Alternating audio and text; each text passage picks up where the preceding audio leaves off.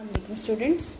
Today we shall do the remaining portion of lesson number 2 of unit 1 of your book. We have done the first half of the same lesson number 2 in the previous lecture, in which we have done the Jinnah's vision of Pakistan and some of the points of the speech of Quaid-e-Azam Mohammad Ali Jinnah. हमने Quaid-e-Azam Mohammad Ali Jinnah की speech के कुछ points पढ़े जो कि वो constitutional assembly में अपनी जो असम्बली मेंबर्स हैं उनको ताकीद की जा रही थी कि किस तरह से पाकिस्तान की भलाई और तरक्की के लिए काम करना है। As first president of Pakistan वो उन्होंने थैंक यू सबको किया कि सबने उन्हें सेलेक्ट किया। देन उन्होंने मेन पॉइंट्स डिस्क्राइब करना शुरू कर दिए जो जिसकी पाकिस्तान को ज़रूरत थी और जो कमी बेशी रूल्स में, कॉन्स्टिट्यूशंस में या ओवरऑल जो रूल्स एंड रेगुलेशंस हैं उसमें करनी है, वो आपको कायद-ए-आज़म मोहम्मद अली जिन्ना अपनी स्पीच में बता रहे थे। We have done the first and foremost things, ठीक है, the first and the very onerous and responsible task we have done. Now we shall do the second thing. ठीक है बच्चों, आज हम शुरू करेंगे द सेकेंड थिंग से। ठीक है, हमने द फर्स्ट थिंग पढ़ ली थी कि कायद-ए-आज़म ने किस तरह से हमें ताकीद की कि हम अपना जो अमन व अमान को बरकरार रखना है और खुद मुख्तार कानून साज होना चाहिए और जिम्मेदारी से अपने कामों को सर अंजाम देना है। ये फर्स्ट थिंग थी। सेकंड थिंग है, the second thing that occurs to me is this: one of the biggest curses from which India is suffering, I do not say that other countries are free from it, but I think our condition is much worse, is bribery and corruption. ठीक है, that really is a poison. We must put that down with an iron hand, and I hope that you will take adequate measures as soon as it is possible for this assembly to do so. ठीक है बच्चों, अब अपनी second thing जो है वो note down करनी, अपनी पेन और पेंसिल्स अपने पास रखें, नोट पैड्स अपने पास रखें, लिस्ट बनाते जाए नोट्स की।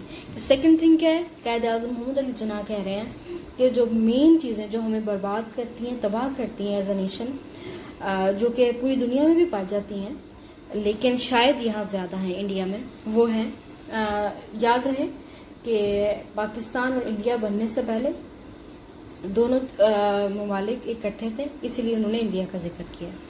तो इंडिया में जो प्रॉब्लम सबसे ज़्यादा है वो बदउनवानी और रिश्वतखोरी है। ठीक है, इन दो पॉइंट्स को आप लिख लें, ब्राइबरी एंड करप्शन।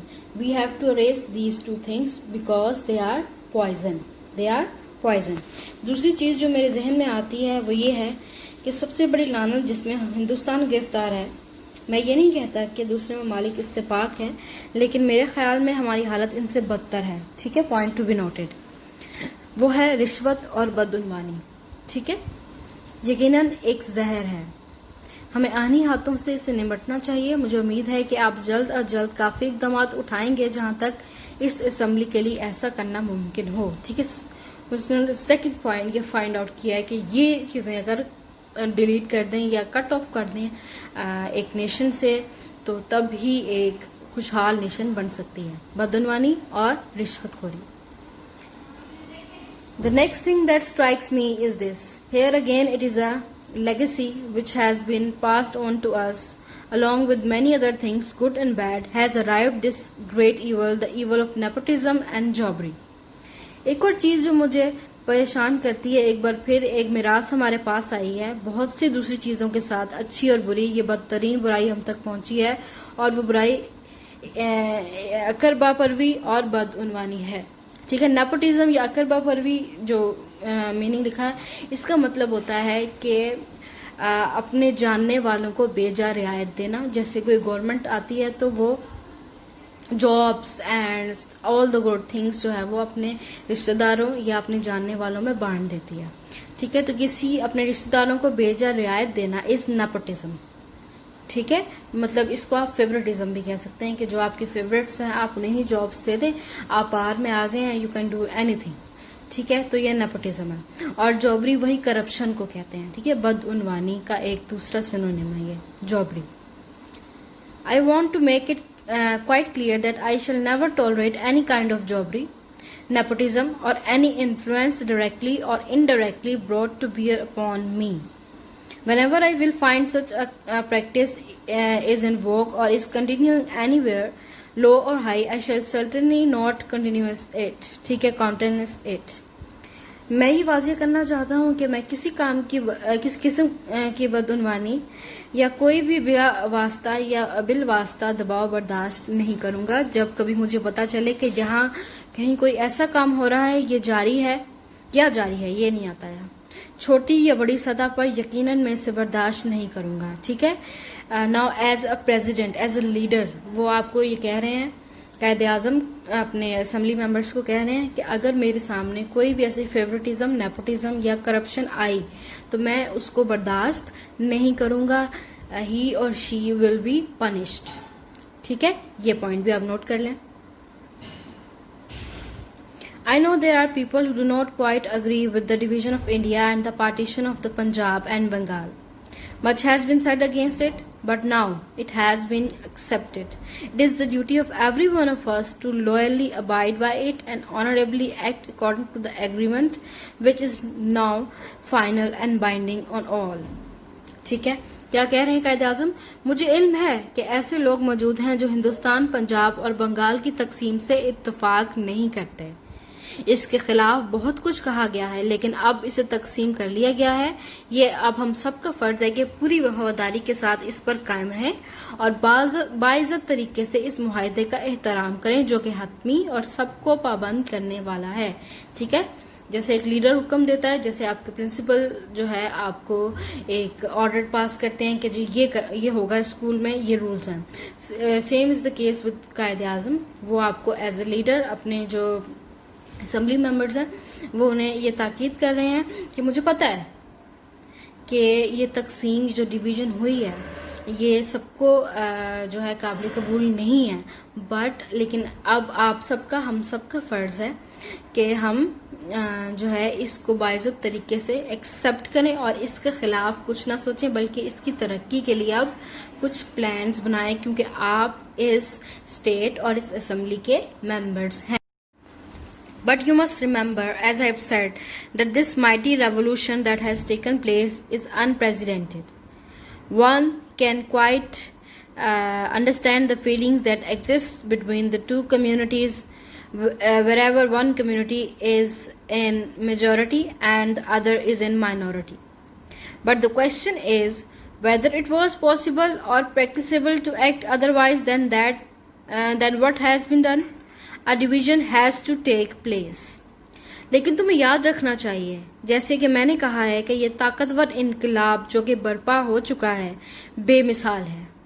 अनप्रेसिडेंटेड मतलब बेमिसाल। कोई भी इन दो तबकात के दरमियान मौजूद एहसासात को समझ सकता है, जहां एक तबका अक्सरियत और दूसरा अकलियत में हो। लेकिन सवाल ये है कि जो कदम उठाया गया है, क्या उसके बरक्स काम करना मुमकिन या काबिल अमल था? तकसीम होनी ही थी। ठीक है, now he has asked the question that whether this partition was to be take place, क्या ये जो तकसीम थी ये होनी थी? तो उसका जवाब उन्होंने खुद ही दे दिया। ही हैज आंसर्ड हिमसेल्फ कि तकसीम होनी ही थी। The division was to take place. ठीक है, दैट वाज इम्पोर्टेंट। आपने इस पॉइंट को लिख देना है कि the division was important according to Quaid Azam Mohammad Ali Jinnah.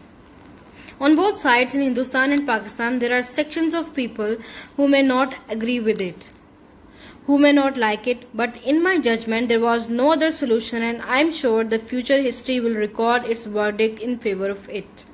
And what is more, it will be proved by actual experience as we go on that it was the only solution of India's constitutional problem. Hindustan और पाकिस्तान में दोनों तरफ ये लोगों के ऐसे तबकात मौजूद हैं जो शायद उसे पसंद ना करते हों। ये जो डिवीजन का फैसला है, इसको पसंद करने की बात हो रही है, लेकिन मेरे फैसले के मुताबिक इसका कोई मुतबादिल हल ना था। ठीक है, और मुझे यकीन है कि मुस्तकबिल की तारीख इसकी हिमायत में अपना फैसला सुनाएगी। और मजीद ये कि जो हम आगे बढ़ेंगे, अमली तजर्बे से ये साबित होगा कि हिंदुस्तान के आईनी मसले का वाहिद हल यही था। ठीक है, तो द नेक्स्ट पॉइंट इज कि कायदे आजम क्या कह रहे हैं, the only solution to the constitutional problem of India was partition. ठीक है, इंडिया के आईनी मसले का हल सिर्फ एक था और वो ये था कि तकसीम हो जाए। ये आइंदा आपको पता चल जाएगा तजर्बे से, ये कायदे आजम कह रहे हैं अपने दौर में। Any idea of a united India could never have worked, and in my judgment, it would have led us to terrific disaster. Maybe that view is correct, maybe it is not. That remains to be seen. All the same, in this division, it was impossible to avoid the question of minorities being in one dominion or the other. Now that was unavoidable. There was no other solution. ठीक है, एक और point आप लिख लें कि partition was unavoidable. ठीक है, जिसको हम अवॉइड नहीं कर सकते। मुत्तहिदा हिंदुस्तान के नजरिए से काम नहीं बन सकता था, मतलब हिंदुस्तान एक नहीं रह सकता था, मुसलमान और हिंदू एक साथ नहीं रह सकते थे। ऐसा नजरिया हमें एक खौफनाक तबाही की तरफ ले जाता। ठीक है, शायद वो ख्याल दुरुस्त है और शायद दुरुस्त ना हो, जो कि देखना बाकी है। ठीक है, देखना बाकी है, ऐसे लिखें। बिल्कुल इसी तरह इस तकसीम में अक़लियत के सवाल से एहतराम करना नामुमकिन था, जो कि एक रियासत या दूसरे में थे। अब इससे बचना नामुमकिन था, इसका कोई और हल नहीं था। ठीक है, now that what shall we do now if we want to make this great state of Pakistan happy and prosperous. ये STE नहीं है, ये स्टेट है। Happy and prosperous, we should wholly and solely concentrate on the well-being of the people and especially of the masses and the poor. ठीक है, अब हमें क्या करना चाहिए? अब अगर हम पाकिस्तान की इस अजीम रियासत को खुश और खुशहाल बनाना चाहते हैं तो हमें पूरी तरह और मुकम्मल तौर पर इसकी अवाम और खुसूसन आम लोगों और गरीबों की बहबूद पर तवज्जो देनी होगी या मरकूज करनी होगी। ठीक है, क्या कह रहे हैं वो, पॉइंट नोट डाउन कर लें कि we have to concentrate on the needs of the mango people. Mango people कहते हैं आम लोगों को। ठीक है, आम लोग जो रियाया होते हैं। ठीक है, हमें उनके नीड्स का ख्याल रखना होगा, तभी ये नेशन तरक्की कर सकता है।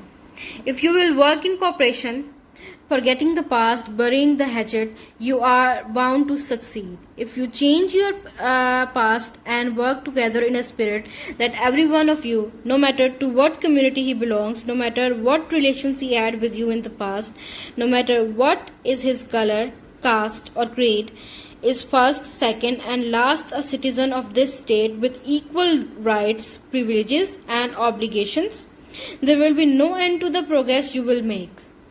ठीक है, अब ये इस पैरा में उन्होंने एडवाइसेस किए हैं कि आप इस तरह से खुशहाल और तरक्की याफ्ता कंट्री बन सकते हैं। वो कैसे? अगर तुम माजी को भुलाकर और बाहमी इख्तलाफात ख़त्म करके ताउन के साथ काम करोगे, ठीक है, पॉइंट टू बी नोटेड, तो यकीनन तुम कामयाब हो जाओगे।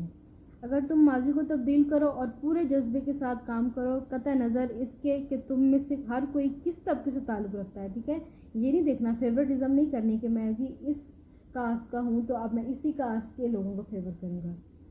कतई नज़र इसके कि माजी में इसका तुम्हारे साथ क्या ताल्लुक़ रहा है, इसका रंग और अकीदा क्या है, इस रियासत के यकसा हकूक़, मुराद और फ़राइज़ रखने वाले शहरी हैं, तो तुम जो तरक्की करोगे उसकी इंतहा कोई नहीं होगी। ठीक है, अगर आप इन पॉइंट्स पे कैरी ऑन करेंगे तो फिर आपकी तरक्की की कोई भी हद नहीं होगी। ये पॉइंट आपने नोट कर लेने हैं कि अगर आपने एक फेवरेटिज्म नहीं करनी, ठीक है, रंग, नस्ल और जो है लोगों को इस बुनियाद पर नहीं जो है जज करना या उनके साथ सलूक करना कि वो उनका आपका रिश्ता क्या है या पहले क्या रिश्ता था। ठीक है, तो ये आपने करना।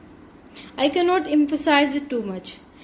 We should begin to work in that spirit, and in the course of time, all these angularities of the majority and the minority communities, the Hindu community and the Muslim community, because even as regards Muslims, you have Pathans, Punjabis, Shias, Sunnis, and so on, and among the Hindus, you have Brahmins, Vaishyas, Khatris, also Bengalis, Madaris, and so on, will vanish.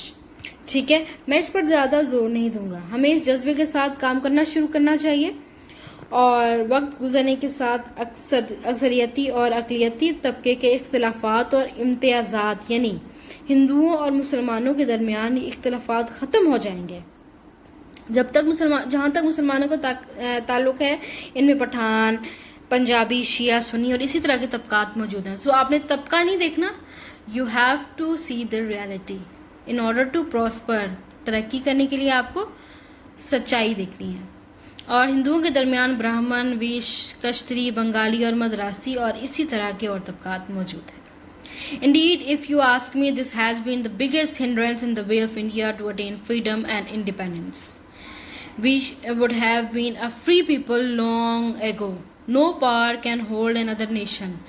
दुनिया में आपने ये बात note कर लेनी है, ये अपनी जो है ना टैग लाइन में आपने इसको कोट में लिख लेना है कि no power can hold another nation, कि दुनिया में कोई ऐसी ताकत नहीं है जो किसी दूसरे नेशन या कौम को अपने कब्जे में रख सके। ये उस कौम की ही गलतियां होती हैं जिससे कोई दूसरा आप पर काबिज हो जाता है। So note down that point and underline it, highlight it. Especially a nation of 400 million souls in subjection.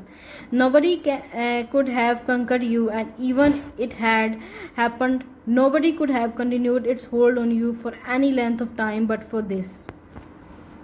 दर हकीकत अगर तुम मुझसे पूछो तो यही बात हिंदुस्तान की आज़ादी के राह में सबसे बड़ी रुकावट रही है, वरना हम बहुत पहले ही आज़ाद हो चुके थे।